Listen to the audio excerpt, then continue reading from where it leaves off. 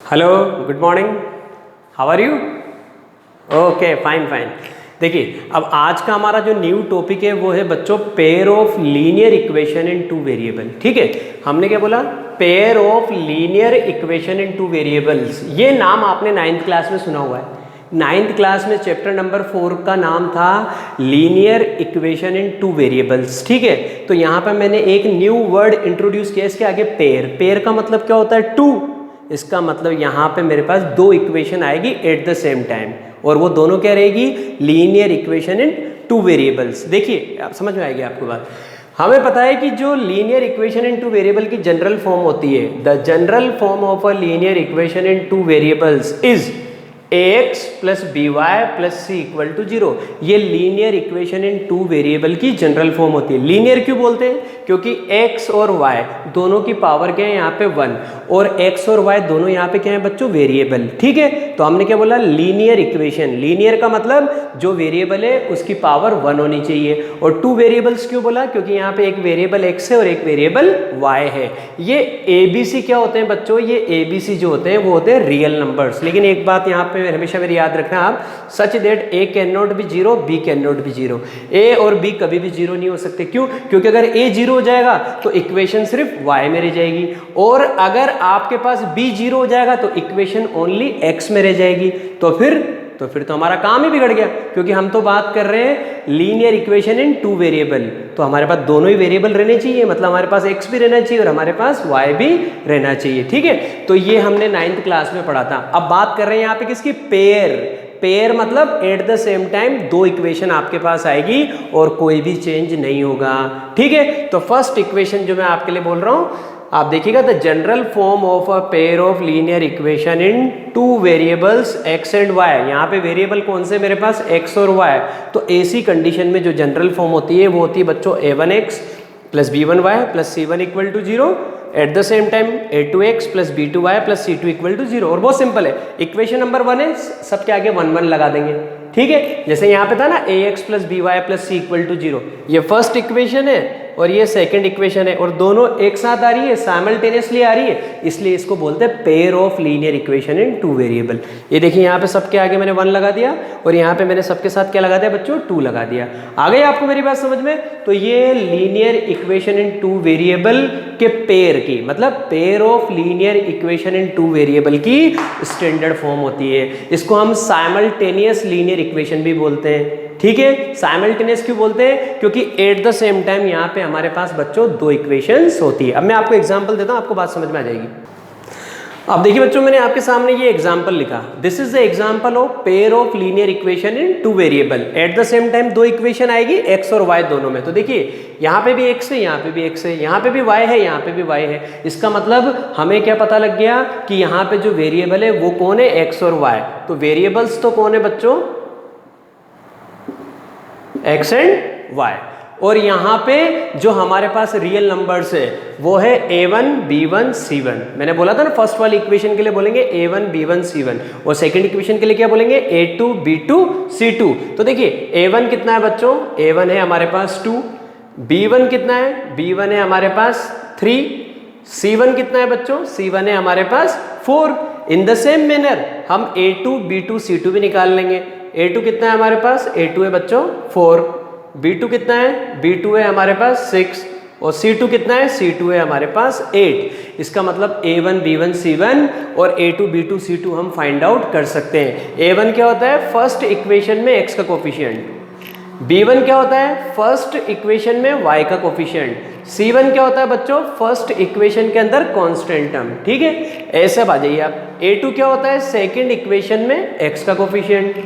b2 क्या होता है? सेकंड इक्वेशन में y का कोफिशिएंट।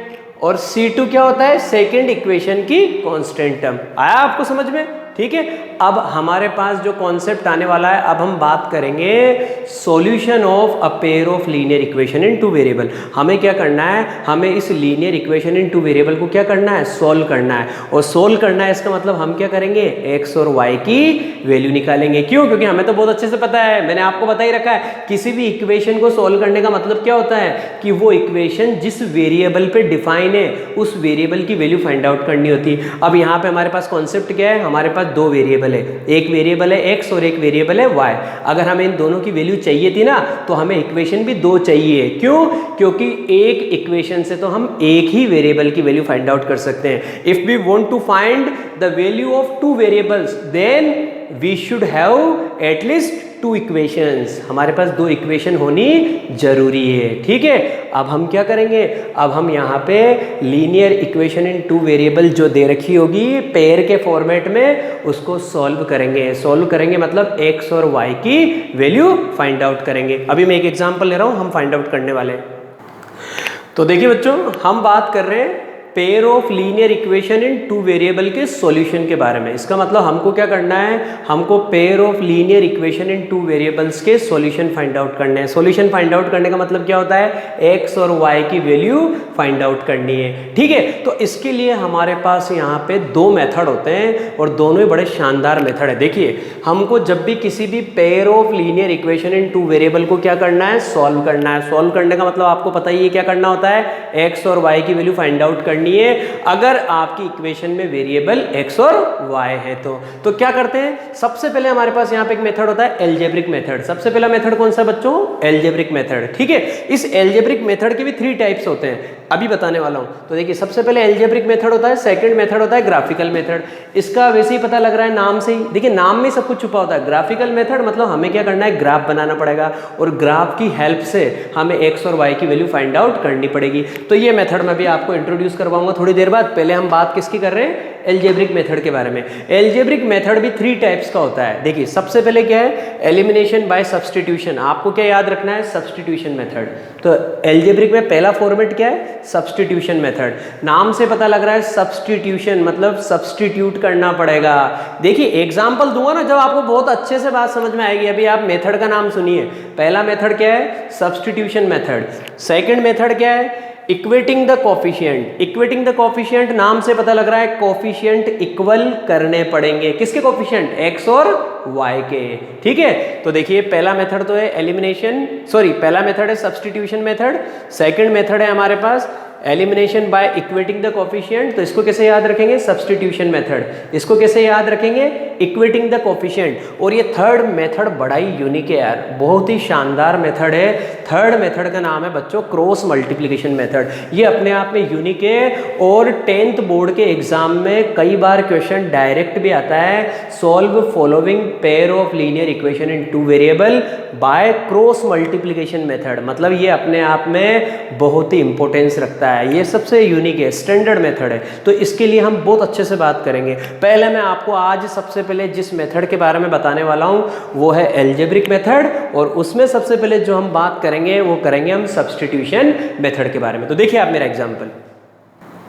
तो अब देखिए बच्चों, जो हम फर्स्ट मेथड जिसके बारे में हम बात करना चाह रहे हैं, मैंने आपसे क्या बोला कि हमारे पास pair of linear equation in two variable को सॉल्व करने के 2 मेथड्स है। फर्स्ट मेथड तो क्या है बच्चों, एल्जेब्रिक मेथड, और सेकंड मेथड क्या है, ग्राफिकल मेथड। ग्राफिकल मेथड में हमको ग्राफ बनाना पड़ेगा। हम बात कर रहे हैं आज किसके बारे में, एल्जेब्रिक मेथड के बारे में। और एल्जेब्रिक में भी जो सबसे पहला फॉर्मेट है हम उसके बारे में बात कर रहे हैं, सब्स्टिट्यूशन मेथड के बारे में बात कर रहे हैं। तो देखिए, अभी मैं आपको इस तरह से क्वेश्चन दूंगा, solve following by substitution, solve following by equating the coefficient, solve following by cross multiplication, solve following by graphical method। मतलब मैं आपको इंडिकेट करूंगा कि आपको यही मेथड लगाना है, तभी तो आपको याद रहेगा, ठीक है। तो सबसे पहला क्वेश्चन है कि इस pair of linear equation in two variable को हमें सब्स्टिट्यूशन मेथड से सोल्व करना है। तो सबसे पहले तो ये फर्स्ट इक्वेशन है, इसको दे दिया मैंने equation number 1।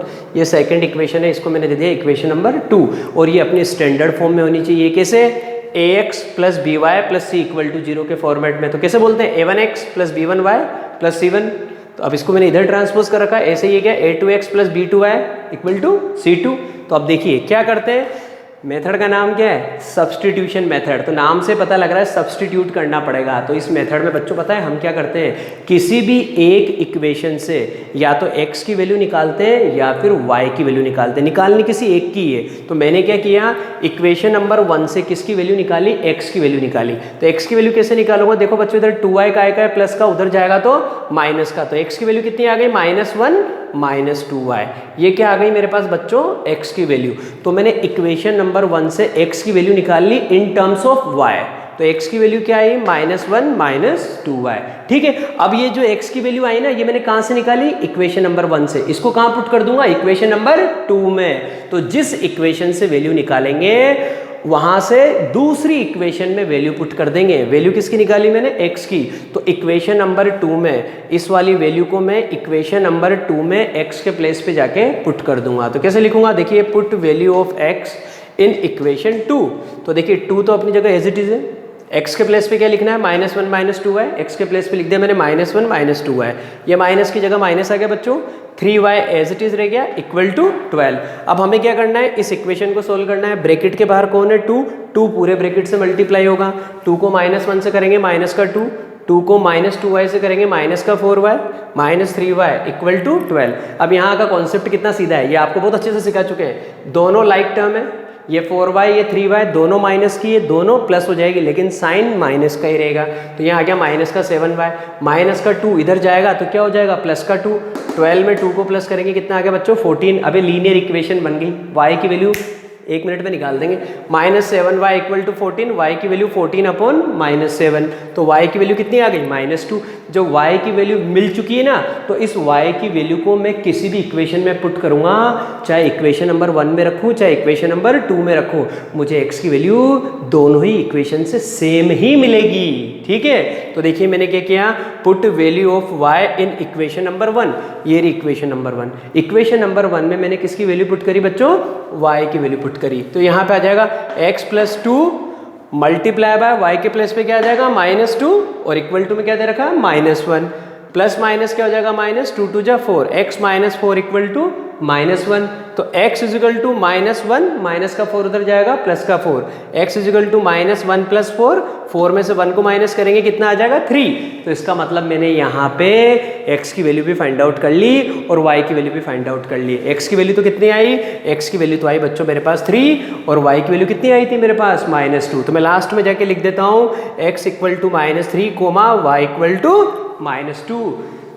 This is the solution of this pair of linear equation in 2 variable. ठीक है, बाकी अब जो नेक्स्ट मेथड है वो हमारी नेक्स्ट क्लास में इंट्रोड्यूस करेंगे। कौन सा वाला मेथड, इक्वेटिंग द कोफिशिएंट वाला मेथड। तब तक के लिए घर पे जाइए, अच्छे से मेथड को समझिए और इनसे रिलेटेड क्वेश्चंस करिए। ठीक है, बाकी सारे डाउट्स मैं क्लियर कर दूंगा।